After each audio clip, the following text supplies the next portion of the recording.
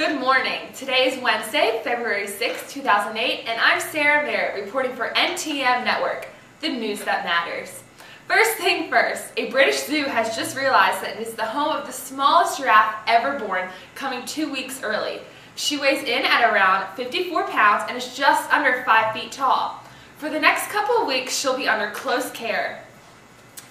Oh, breaking news! This just in. Apparently there is an artifact found right outside Brooklyn, New York, leading reporters to believe that some sort of new theory is being introduced into society. Let's take a look. Chris is on the scene. Thank you, Sarah. What we have here is a pyramid made by Abraham Maslow, born 1908 in Brooklyn, New York. He developed this pyramid in 1943. What this pyramid shows is this hierarchy of needs. For every human being, there's a hierarchy of needs, what Maslow believed. It starts off at the physiological level, this being basic needs, food, water, warmth. Then you go into safety, which goes into slightly like shelter, also as far as just being ownership and a place to be.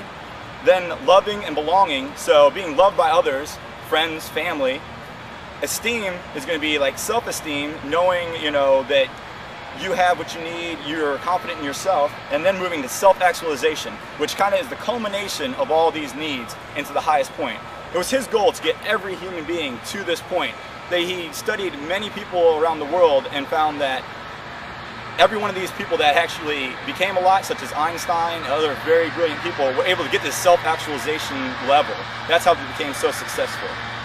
As far as education goes, this will be useful because as teachers, you can develop these needs in the different students, therefore getting them all the way up to the self-actualization level, and then they will be able to take themselves further in life.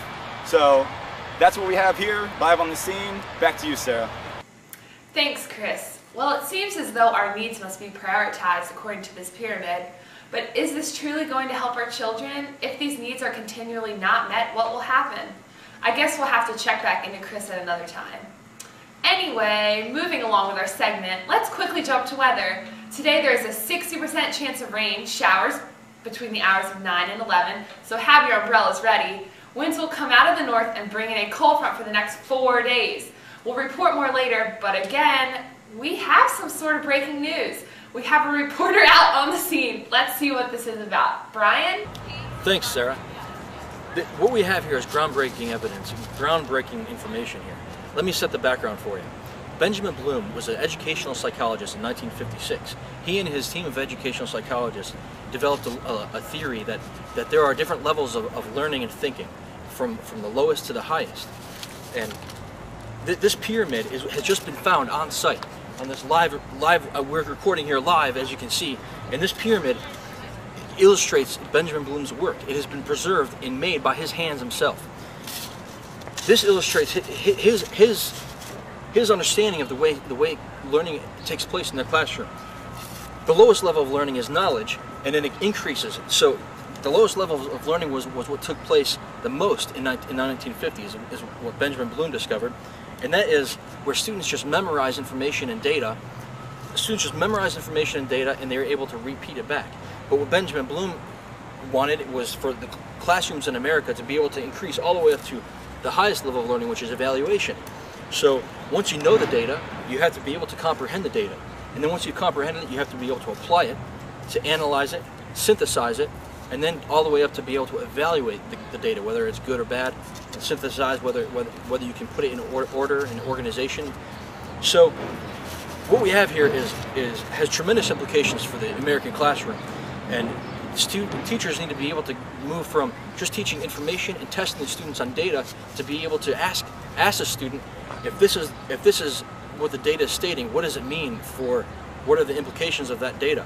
So students need to be able to increase their ability to think at a higher order, higher level. So we're looking forward to really seeing what this information can do in the classroom in America, and that's all I have for you. Thanks. Back to you, Sarah. Thanks for that report, Brian. Well, it seems as though the higher level of thinking is touched at the higher levels of the pyramid. This model of talent development may just be the extra help our teachers are looking for these days. Objectives could be worded differently, and teachers may change their expectations for their students.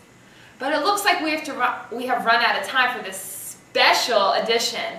Tune in next time for some NTM News That Matters. Have a good day, everyone.